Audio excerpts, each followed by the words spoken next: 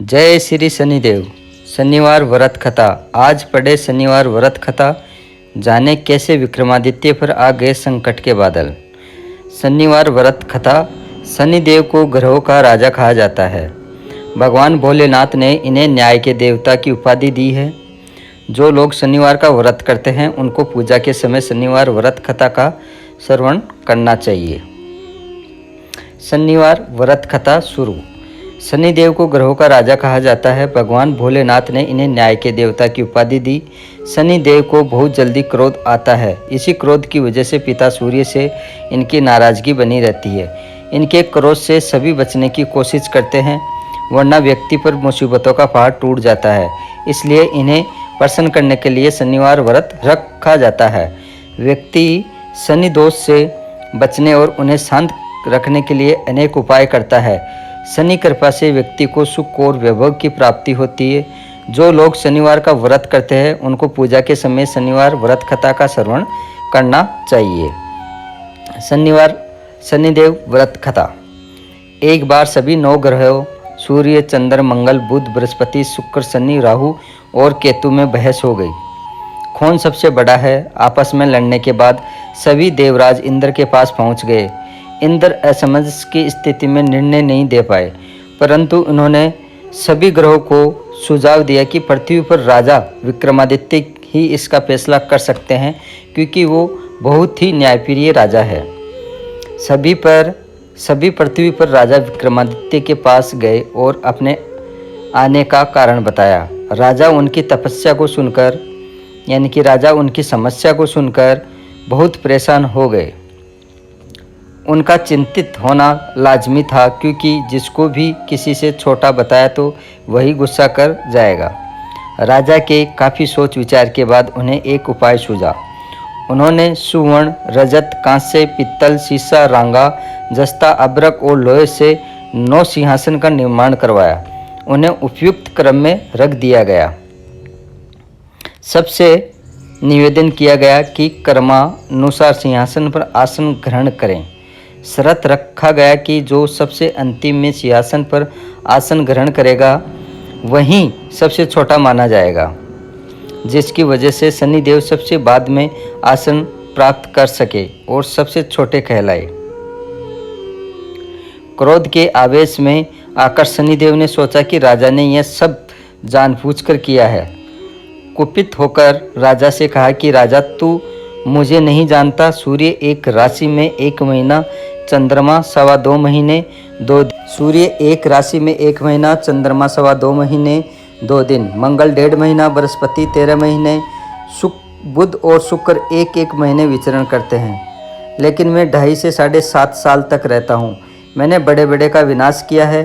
श्री राम की 7.5 आने पर उन्हें जंगल जंगल भटकना पड़ा और रावण की आने पर लंका को बंदरों की सेना से परास्त होना पड़ा।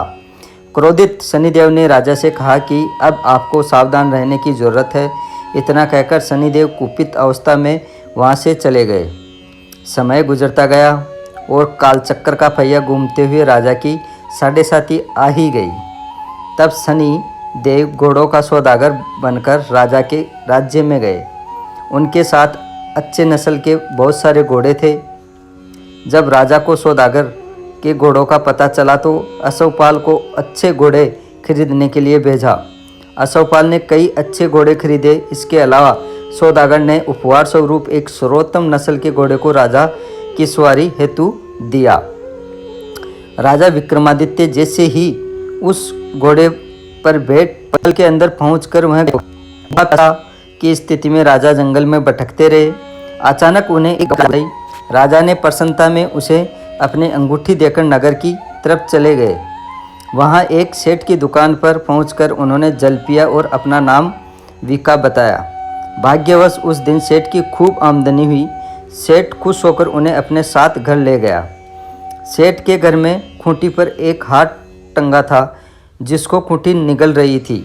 कुछ ही देर में हार पूरी तरह से गायब हो गई। वहाँ से सेठ वापस आया तो हार गायब था। उसे लगा कि विका ने ही उसे चुराया है।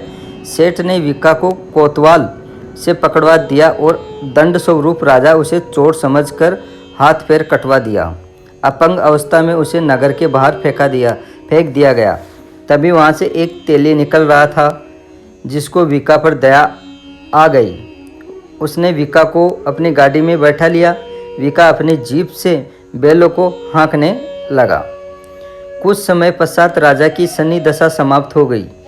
वर्षा काल आने पर विका मल्हार गाने लगा। एक नगर की राजकुमारी मनभावनी ने मल्हार सुनकर मन ही मन प्रण कर लिया कि जो भी इस राग को गा रहा है वो उससे ही विवाह करेगी। उन्होंने दासियों को खोजने के लिए भेजा, परंतु वापस आकर उन सभी ने बताया कि वह एक अपंग आदमी है।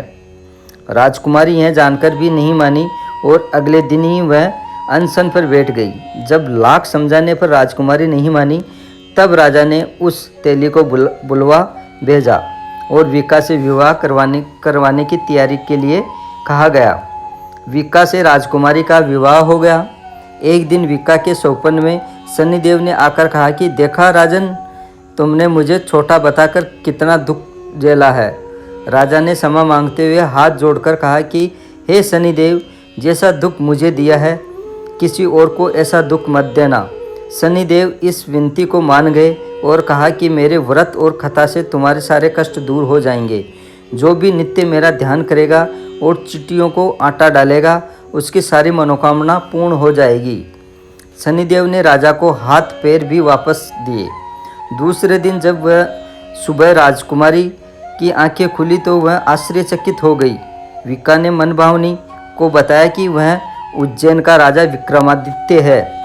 मनभावनी खुशी से फूले नहीं समा रही थी। राजा और नगरवासी सभी अत्यंत प्रसन्न हुए। सेठ ने जब यह सुना तो वह पैरों पर गिरकर क्षमा मांगने लगा।